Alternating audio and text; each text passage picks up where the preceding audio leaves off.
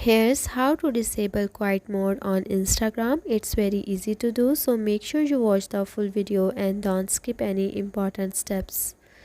First, open your Instagram app onto your mobile device. Then, tap on this little profile icon at the bottom right corner of your screen. Then, here tap on the hamburger icon at the top right corner. After that, tap on the settings and privacy and tap on the notification option.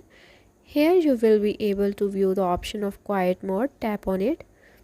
If you want to simply disable it, then you have to disable this feature.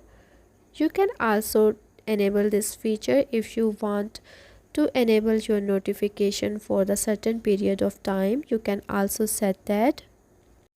You can limit your notification from Instagram by setting a time.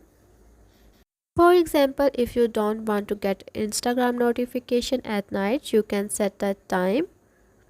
And you can also set the time when you want to get the notification from the Instagram app.